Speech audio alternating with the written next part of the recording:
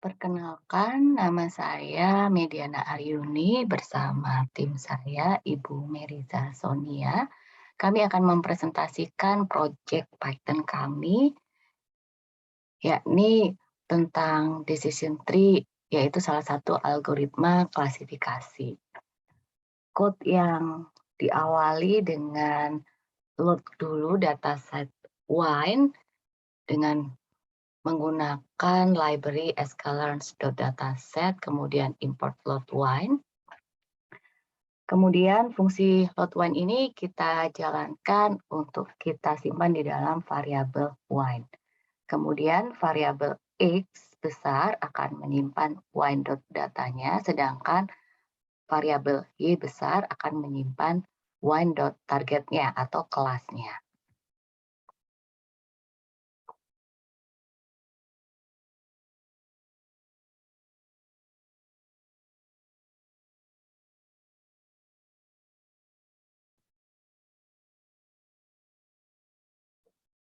Oke, selanjutnya dataset tersebut dibagi menjadi data training sebesar 70% dan data testing sebesar 30% dari total seluruh data yang ada di dalam dataset.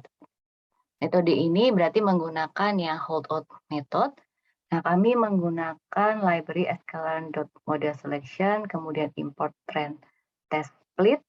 Nah, kemudian di sini kita akan membagi ada variabel xtrain, kemudian ada xtest untuk testingnya, kemudian ada ytrain dan ada ytestnya. Jadi x tadi untuk datanya beserta atributnya, sedangkan y itu adalah kelasnya atau kategorinya.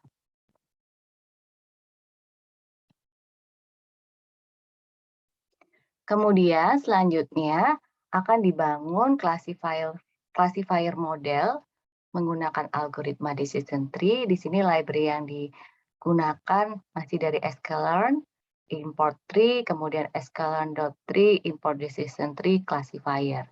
Di sini kita jalankan fungsi decision tree classifier yang kita simpan ke CLF, objek CLF. Kemudian selanjutnya kita lakukan training untuk decision tree classifier ini.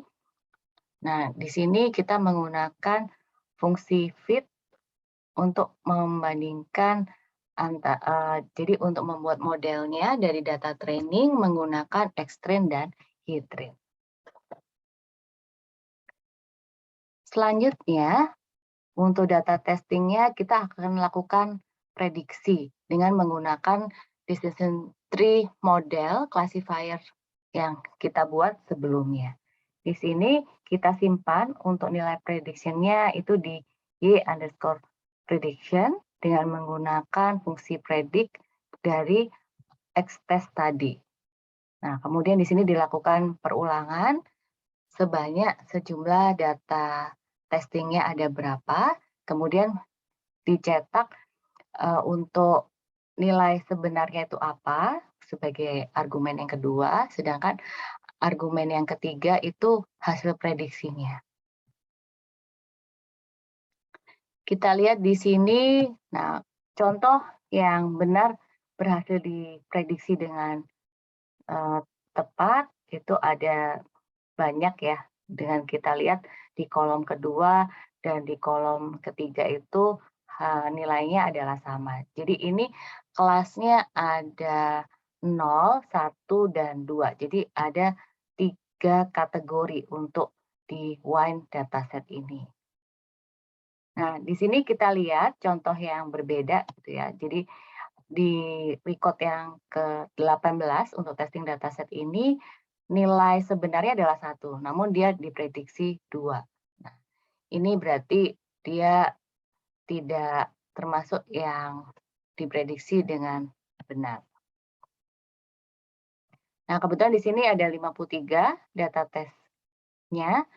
Nah, selanjutnya kita akan membuat untuk akurasi, perhitungan akurasi atau termasuk mulai akurasi, kemudian ada precision, recall, dan F1 score.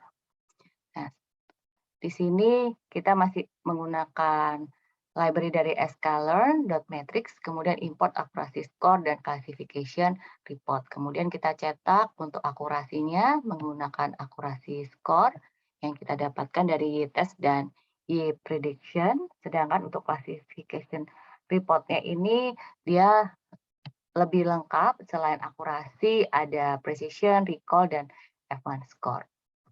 Nah, untuk F1 score ini berarti merupakan sudah gabungan nilai dari precision dan recall. Sedangkan support ini menunjukkan dari setiap kelas itu ada berapa data gitu ya. Misalnya kelas 0, 19, kelas 1, 22, dan kelas yang kedua ada 13. Jadi totalnya ada 54 dataset. Mohon maaf tadi datasetnya karena indeksnya mulai 0 sampai 53, jadi datasetnya ada 54 dataset untuk testing.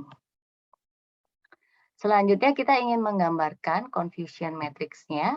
Di sini menggunakan library matplotlib, kemudian fungsinya pyplot, kemudian juga dari library sklearn.matrix kita import confusion matrix-nya, kemudian masih dari sklearn matrix juga kita import confusion matrix display.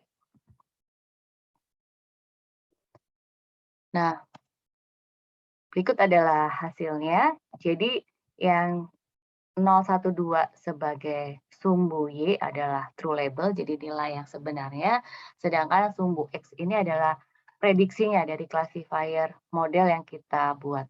Kita lihat di sini, untuk yang dia diprediksi dengan benar, itu ada di diagonal. Jadi pertemuan angka 0 ada, untuk kelas 0 ada 18, untuk kelas 1 ada 21, dan untuk kelas 2 ada 13. Nah, di sini ada contoh yang misalnya dia itu diprediksi sebagai kelas 1 dan dia sebenarnya adalah kelas 0.